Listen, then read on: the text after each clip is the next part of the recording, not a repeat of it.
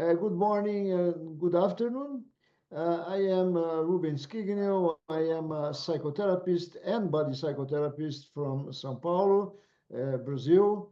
I work for maybe 40 years, maybe more than 40 years, teaching and with my clinic in São Paulo and some other countries around the world. Even I was working for some time in Israel, and which is a country that I respect and I like so much. And today is a pleasure to be here with my colleague Gabriel Shiraz. Hi, Rubens. Lovely to see you. You're in São Paulo, Brazil. I'm now in Tel Aviv. I'm always happy to see you. And yeah, you're working more than 40 years in the field of body psychotherapy, teaching and training all over the world. And I'm working around 30 years. So we have together like 70 years of experience together with workings, in our clinics and other places, and also teaching and training and supervising. And we were speaking. We are good friends, and we were saying, let's have a conversation between the two of us that can give advices and tips to therapists, to body psychotherapists from all over the world. And this is what we are going to do today. Yeah. Yes. I thought this is a very good issue. Advices and tips for body psychotherapists and for body psychotherapy too. And why I think this is a issue that is important, because of course, the world is going through situations that are very hard. In Israel, everybody knows what's happening in Israel at the moment, and many people know what's going on in Brazil too at the moment, in terms, for example, of violence, in terms of war, criminal violence, environment, climate change. So changes in the way the government is leading with people, and we all know that this affects deeply, people. And when we talk about people, at least both of us, we talk about the body of people too, because one person is a body, right? And in that body, there is everything, right? And we are affected by all these situations that are going on all over, all over. Absolutely. And I forgot about technology too. How much technology is affecting children, adolescents, adults, elderly people too. So I think what advices and tips we can give or bring, to people that are working with the patients, in psychotherapy. Yeah, absolutely. It's really a period of time in our life. We're saying in here that Yeah. this is the most difficult year that we ever had in our life. But I feel it's not only in Israel or Brazil, it's all over the world, because so many things are happening during this time. And one of the main influences that are happening, that people are feeling less safe. People are feeling more contracted. People are feeling really that it is really difficult for them just to leave the biodynamic psychotherapy. We are both coming from biodynamic, that is speaking about the life force. And this life force inside ourselves, it is giving us so much strength and qualities. And in times like now, when there are lots of traumas and difficulties and wars and other things, like you were saying before, it's important really, I think, to all the therapy, because I think all the therapists in the world now have lots of work, and probably, you know, the therapist will have more and more work because the situation is starting to be more and more difficult. And this is really a good time really to see how we can, yeah, how we can evolve and how we can help, yeah, therapists with few advices. So maybe you can start and flow with, you know, with whatever is coming to you. So what I realize with most of my patients and students, that the whole situation, the whole chaotic situation that is created around us, you know, in the teams that I was talking before, one of the places that are most affected, I realize that, and that place is affected, and that place being affected, you know, it creates a very strong disturbance in how you can deal with sometimes simple problems in life, you know. So, for example, you said about less safety, more contraction, you know. I think that's absolutely correct. And when we have less safe, and when we contract ourselves, I mean, we diminish our size, you know, like do like that, you know. The first place that feels that I think is the breathing, for example. So the breathing gets in a dynamic situation of strong ups and downs, or even stays very low, or even stays in an anxiety level, too much breathing, you know, to sustain the pressure of the people who are living around, right? So I think one of the doors I use to help people, you know, first is to get a sense or get conscious of how they breathe, you know, in the way, but not changing the breathing, not proposing a change on the breathing, but proposing a consciousness on the breathing. So when people get conscious of the breathing done by themselves, they can start already to change the way they breathe, right? Uh, and, uh, and of course, the interventions we can do when people start to find a more regulated breathing, they started to see things from a distance, necessary distance, you know, so they can regulate themselves in the environment where they are, right? So I think that's what I think. One of the places that are most affected is the breathing process, the dynamic of the breathing, of a normal breathing. Yeah, What do you yeah. think about that, Gabriel? Yeah, and it's take me, you know, to us as therapists that one of our main therapeutic tool is our breathing patterns. And as much that we can feel and sense the breathing of our clients, yeah, we need before even to be aware of what is happening to my breathing. So we can Yeah. have a very strong resonance also for my breathing, also for my client breathing. And then only with a strong awareness of it, yeah, while we are just sitting and only listening, that every time we will hear like about a trauma or about a tough thing, you know, that the client is saying, for example, and we can feel it in our body, and then we will just take a deep breath. It will really help the client. It will be like a modeling. Yeah? It will help the client also to repeat it and to do it. And this is, of course, it's a very important part of the therapeutic process in body psychotherapy, to have a deep understanding about what is happening to the breathing patterns. With yeah, and I'm sure also you're working a lot with your breathing as a therapist?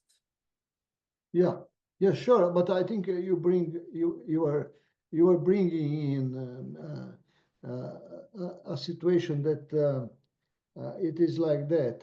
When the therapist is in empathy or resonance with the patient, he's showing that he's there with his presence, right? And we are talking just before that about the presence, the therapeutic presence. Yeah. When the therapist shows that he is there, you are not alone. It means you are there and the other is there too. So it brings a situation uh, where the other exists as well as you exist too. So there are two people there. Why I'm emphasizing that? Because I think nowadays the other lost a lot of importance. So when we are under such a pressure that the world is now, what we see in the media, what we see around us, is that uh, the other is important when he's not interfering in your life. So it's like if you are not interfering in my life, maybe I leave you. I can leave you live. I can let you live. I can let you with your own life. But you don't exist for me. In fact. So nowadays the extremism, of such a high opposition of it eliminates the other. So when you go into therapy and your therapist show himself to you, either by breathing, by feeling, by hearing, by presence, by a whole presence, so you bring the other in, and then when you have the other for you, and when you have for you the other too, both sides, then there is a possibility of becoming human again. Absolutely. The word that is coming to my mind, that Mm. one of the main things about therapy is the relationship, of course.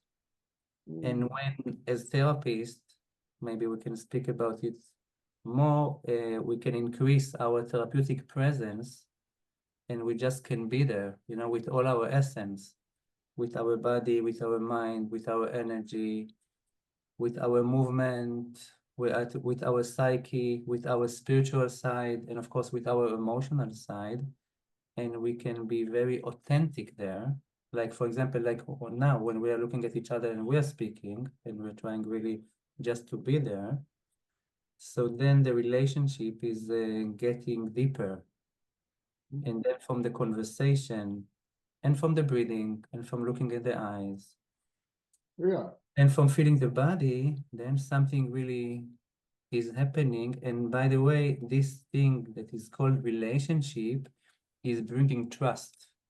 You're Yeah. working, I know from your work, you're working so much, with the infants and with the relationship between the mother and the child. And this is one of the basic things that the child need. He need everything. He need the look, and he needs that the mother will feed him and will breathe with him and will hug him and will give him, love and support and everything. And this is, of course, it's equal to what we are doing a lot as therapists. Like we are really being there to our clients with all our essence. And this is, for myself, when I'm training a psychotherapist or when, in my individual work, it's really to feel that I can continue to develop more and more with my ability to be authentic and just really to be there. But this is really an interesting process of becoming a psychotherapist and then to grow as a psychotherapist. What is coming to your mind? I see that the wheels are working in your head. No, I think, for example, our conversation here, right? We are we are using technology to be together, at this moment, Yeah. you are on the other side of the world, I am here, and we are together here, right? And you can see me, I can see you, you can feel me, as you said now, you said, I can feel you are Yeah. thinking about what's being said or feeling, no? uh, yes, we can be sensitive to each other. For example, you are in a country that is in war now. I am in a country, for example, where criminality is very strong at the moment. The government is a problem. Well, so it's such a different countries we live. We live in very very different countries in culture, right? Uh, but at the same time, we can find breeding so that we can breed somehow together, and we can discuss deeply about human situations, even if you are there, if I am here, right? So we can find safety between both of us here and now, right? Uh, I think this is a good example how we can affect each other. How can you be the other that I need, and how I can be the other that you need at this moment of your life, so that we can find some regulation in our emotional, rational, and physical equilibrium, right? I think, Rubens, this is one of the main advantages of the development of the technology. That for me, it's really fascinating that, I Mm. can have clients, and I'm having clients from all over the world, from the Yeah, States, from Europe, from South America, from the Far East. And this is really fascinating for us. It's also important for our development. So if I want to give a tip, to therapists, please try to work more and more also with people from other countries, because yes, as much that I'm working, with people from other countries, I have more awareness, not only for my own people from my country. So, yeah, so actually my vision is getting vast. It's like also working with couples, I'm working a lot with couples. And when you're working with a couple or with a family, you need to see more, because you need to see, the relationship between everybody, and you need to see two partners, or if it's a family, many people there, and you're having, as a therapist, connection with each one of them. But also really it's about different cultures. And this is something that can really help us as therapists to evolve and to grow. So yes, yes. And so you're bringing something very important too, Gabriel. Is like that. Of course, to know other cultures is so good for us to to check our our believings too, yeah, and this is so important, so that it makes you reflect about everything that you believe that might be right or wrong, and it changes your life. But I can see also that we can find lots of differences in people around us, not so far as another country. For example, in Brazil, there are people from all over the world. I went to the market last Saturday, for example, and there was a Syrian guy selling Syrian food in the market, in a little thing like that. And we have been talking, and he was a real Syrian merchant there, dealing with the food that he did, etc. So nice. And then next next marketplace, there are people from some other places around, and other people, like Chinese, Japanese, African, Brazilian African people, black people, white people, everybody was there, so that you could feel and exchange the culture in a very human way, Or, for example, I watched a movie this weekend here, very interesting movie. It's a Brazilian movie, but it starts in Lebanon, where a couple have to leave Lebanon, and they have this dream of coming to Brazil. This was in 1940s or 1950s, because the life in Lebanon was very hard, and they decided to come down here. And when they go into the boat, they meet other people from other countries, and it happens things, during uh, during their life. Like, for example, someone got sick or someone got hurted, and then you can see a woman praying in a Christian way for that man, and then you can see a native Brazilian making a ritual for that man in that sense, and then you could see a Muslim doing his prayer at the same time. Each person in a different place, doing something good for for someone, praying for someone, for that person to live, right? Yeah. So I think this is a step that is missing so much in life. Like Jewish people praying something, Muslim people praying something, Christian people praying something, Buddhist people praying something, but all of them for life, to preserve life. And Yeah. not to create conflicts and wars and discussions that can be violent, Yeah, I agree with you so much, because this is why I like to teach so much, for example, in London with the LSBP or in other institutes in Europe, because in one group you can feel you can have people from so many countries and Yes, and from so many religions, which is really yeah, wonderful. And this is really something that is opening us and helping us really to grow.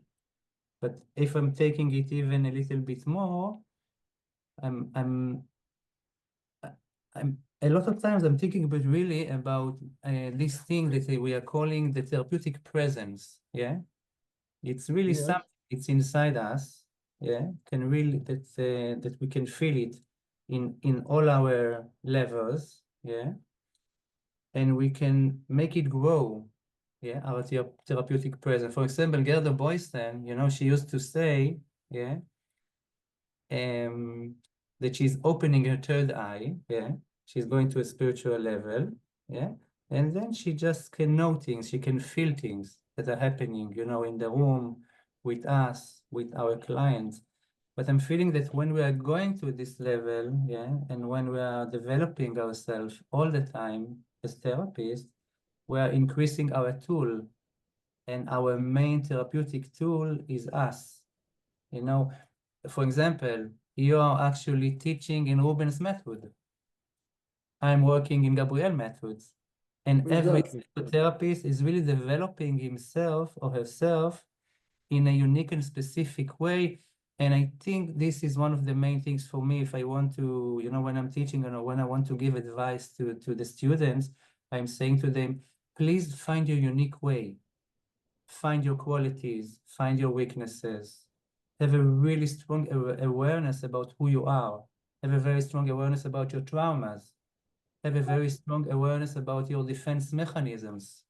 Yeah, And maybe we can speak a little bit about defense mechanisms, because for me, the encounter between my defense mechanism, my armor, yeah, my primary personality, to my client defenses, yeah, it's a meeting that is creating a relationship, and then many fascinating things are happening in the therapeutic space. And as much as we have more awareness about what is happening, on all levels.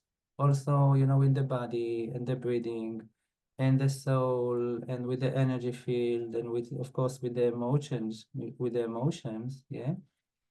Then we can have a more direct and unique way to communicate with other. As much as, again, as you were saying before, we are speaking now, you know, you're in Brazil, I'm in Israel, but as much as we are speaking more and more, it's like the connection is also getting stronger. It's like the resonance is happening on so many levels. And this is also something that I feel that everybody psychotherapist and actually every therapist should find ways to increase our way to have a very strong resonance on many levels. And I know, by the way, that I know that you wrote a book about resonance. I don't think it was translated to English. Probably it's French. in French. Okay, so it's Portuguese and French. But maybe you can give some advice to, you know, to therapists about this. It's a huge subject, the resonance, but something that you can, yeah, that you can give from your experience. Maybe one day you can help me to publish it in Israel from Yeah, the French to Hebrew. I would love to. Yeah.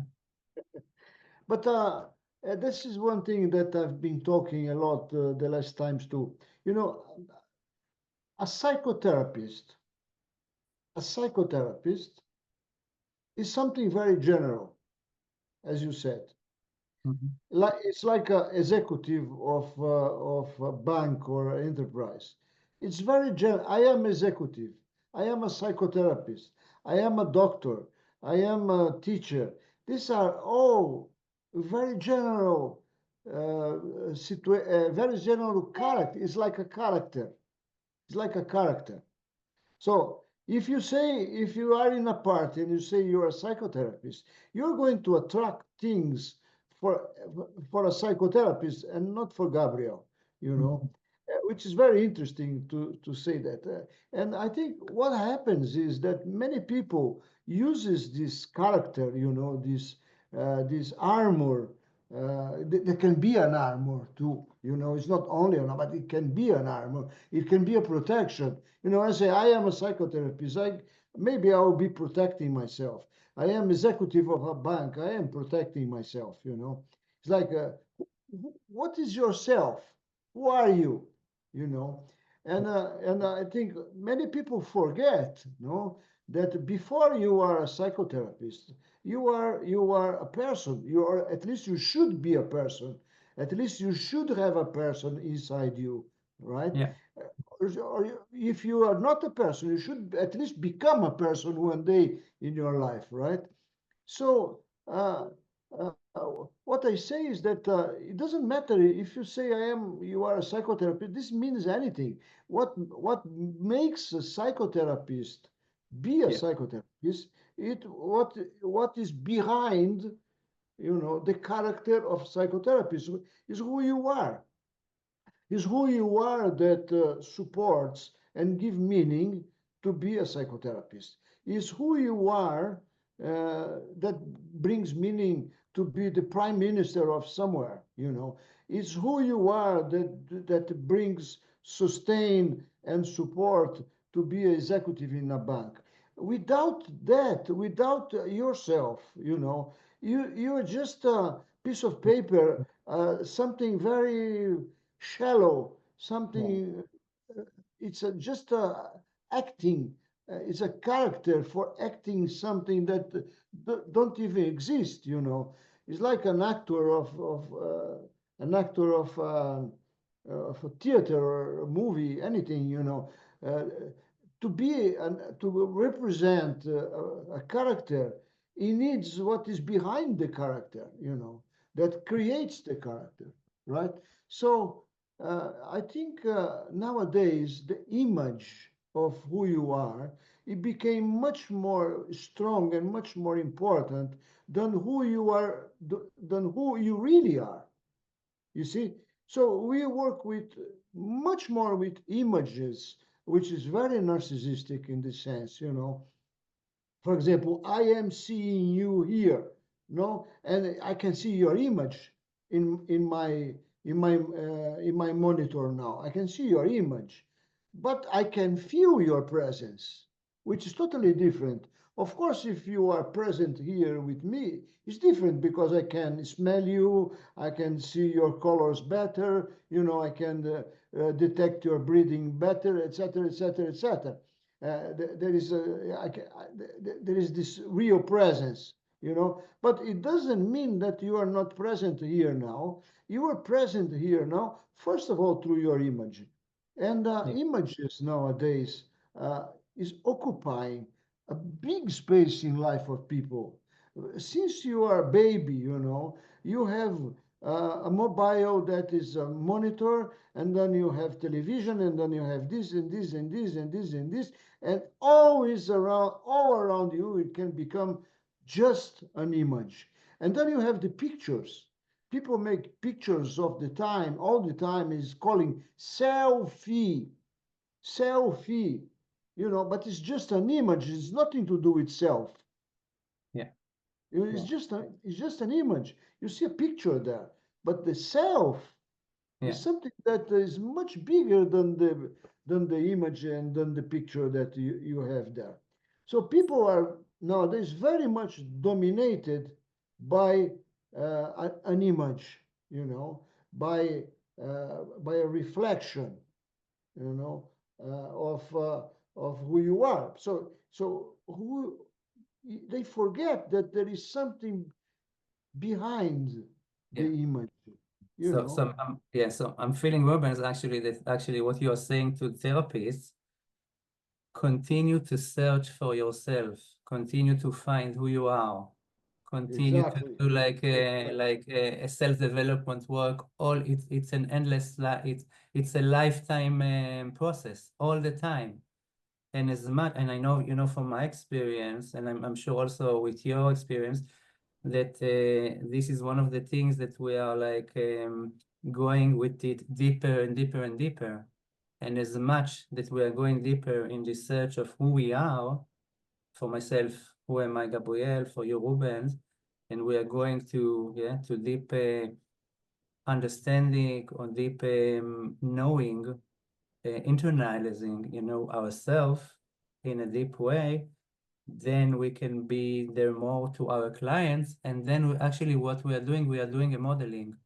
We are saying to them, you know, this is probably one of the main things in life, is really to look about who are we, Yeah. what do I love, what do I want, what is my primary, what are my defenses, what are my fears. Yeah, it's Yeah. all those for me it's the question about the meaning of life. Yeah. And when the conversation or when the therapeutic space is going to this level, yeah, we can feel really a progress. But this is also one of the fascinating things about being a psychotherapist, that Yeah. we are working with others, but it's also so important for us. We are receiving so much. So I'm saying to my students, and I will say it now also to all the psychotherapists, it's really okay to grow from our clients. It's really okay to develop from our clients, because as much that we will develop, they will develop too. And it's a mutual development in the therapeutic work. So, absolutely, absolutely, Gabriel, absolutely. And it goes back to Greece. It goes back to Greece when the Fiji says, know yourself, know yourself, or know thyself. They said, know yourself. First of all, know yourself. Then you can be with the other. Know yourself, and then the other can help you to to know yourself. Without the other, you never know yourself. You need the other to know yourself. You need the other. Since the beginning, since the start of life, the other is there to help you to know yourself through the experience of relationship, to the experience of relationship, to the experience of being there with the other. That's how we go deeply in knowing ourselves. And the question of the image, I don't know what you think about that, and maybe this is a theme for us to talk next time too, is that which kind of pathologies, I don't know what you get there in Israel, but here, for example, being with the images, it brings an hypothesis very strong that people are becoming somehow autist because it's a social autism. It's not many times it's not a real sickness of autism. It's not that you were born with that, but you became an autist because you relate to images of the time. And when you relate to image, you relate only to yourself and becomes very narcissistic. Mm. And another thing that might be happening through the problem of images is the social relationships through the web, for example, which is through images. And the speed of what changes in front of you in the monitor is so strong, just like that you have to pay attention in so many things at the same time, right in front of you, right? Yeah. And that makes you lose your focus. The focus, for example, we are having with each other here now. If you are on the web, it goes like that, and you get lost in so many things, and that is creating another pathology that is, I think in English you can say TDH, is the loss of focus, that it's a tendency of a difficulty, to focus in what you need to focus, a Yeah. book, a class, a teaching, a writing, watching something, just be there, and you are most of the time provoked to get out of your focus most of the time. And then that creates a TDH, a social TDH, which is not a real sickness that comes in your organism with your life, etc., that needs a treatment, but it's a social problem that creates TDH, for Yeah. example. Yeah. So, The, and the tendency is that if you become a bit autist, or if you become a TDH person, etc., they bring you and they give you medicine. They don't give you a chance to understand what is going on. They yeah. just give you a medicine to calm you down, but keep your sickness to such a, but calm down, just be there. Reality is around, just be there with your sickness, just like that. They don't give you a chance to explore, and to understand and to be conscious and to know yourself deeply, as is necessary, to be in life in a healthier way. Yeah. Yeah, yeah. You took me to the word of simplicity and to go to the basic, because the therapeutic space and the therapeutic relationship can be so complicated that for me, and we can see so many dynamics, that are touching my dynamic in life, the client dynamic in life, what is happening between us, that sometimes it's, and this is an important tip for me to say to the therapist, that from time to time it is so important to think about the word simplicity or go to the basic, and the basic is our feet, the basic is the body, the basic is feeling focus, the basic is just being there for each other, to have a strong empathy, to have a strong sense of ourselves and the other, to have a strong resonance, and just to go really to try to go to simplicity, because as we know, Ruben, simplicity can be very complicated, yeah, because life are really complicated in your country, in our country, in our life, yeah. And then for me, every time it is getting too complicated, then it's really just to take a few deep breaths, to come back to myself, and just even without words, and then the answer is coming or the question is coming. It's really like when there is a strong silence in the therapy room, sometimes it's really just to stay with it a little bit and not to work too hard. And the basic is really our therapeutic present and just be there. And when we are practicing it again and again and again, we are developing this unique quality in us of just being there for the other.